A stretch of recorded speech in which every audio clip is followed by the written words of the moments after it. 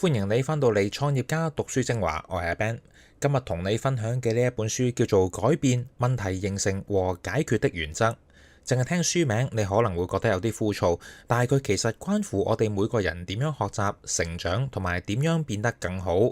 對於每個個體嚟講，有意義嘅改變係點樣發生嘅呢？呢一個係每個人都應該關心嘅問題。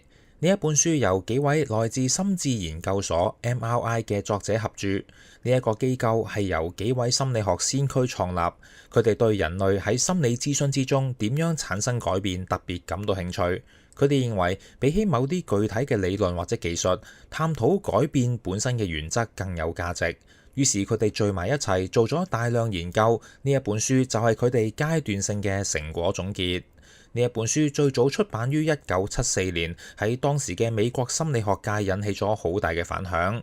原因在於書裏邊提出一個顛覆性嘅觀點，好多我哋以為有效嘅心理學方法其實根本冇用，甚至可能讓問題更加嚴重。亦即係話，有一啲睇上去合理嘅解決方案，其實正正係問題嘅一部分。為咗說明解決方案可能就係問題呢一個觀點，書裏邊講咗一個經典案例。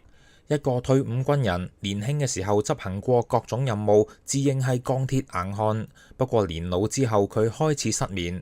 面對呢一個小問題，佢唔服氣，動用意志力想克服佢，結果越努力越瞓唔着。佢覺得好屈辱，覺得自己被失眠打敗咗。佢去睇醫生，醫生就話：其實冇人真係會完全瞓唔着，會唔會你瞓着咗自己唔知道啊？呢一句說話就激嬲咗佢。佢返屋企之後決定證明醫生係錯嘅，成晚強迫自己保持清醒。結果呢，佢反而瞓着咗。點解會咁呢？當佢用戰鬥嘅姿態對抗失眠嘅時候，越係想瞓，越緊張，越瞓唔着。但係當佢將注意力轉向證明醫生係錯嘅，失眠反而唔再係敵人，變成咗佢嘅盟友。佢進入咗放鬆狀態，反而容易瞓着。呢一個案例揭示咗一個關鍵點。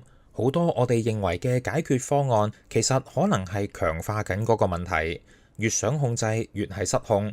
當你放低對抗，問題先可能有鬆動。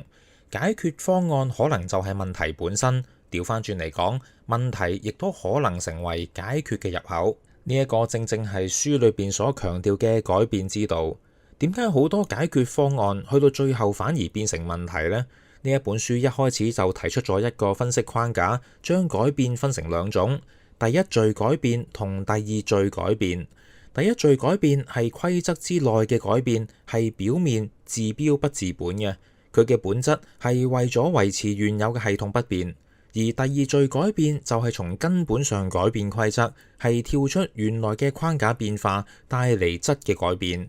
舉個例子，你有一晚發噩夢被追殺，喺夢裏邊你用盡辦法逃跑，呢一啲努力都係第一序改變，因為你仍然困喺夢之中，直到你突然驚醒，先至係第二序改變，因為你跳出咗成個夢境系統。咁就解釋咗點解好多解決方案冇效，因為佢哋只係夢裏邊嘅努力。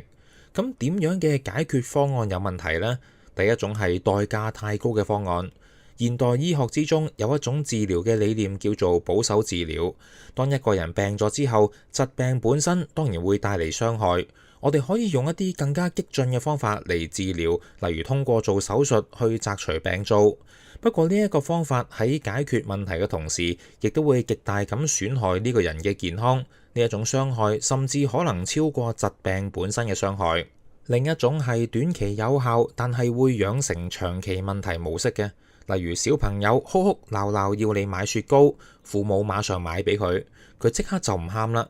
不過小朋友之後就學識用哭喊嚟達到目的，睇上去係好快解決咗問題，實際上係長期強化問題。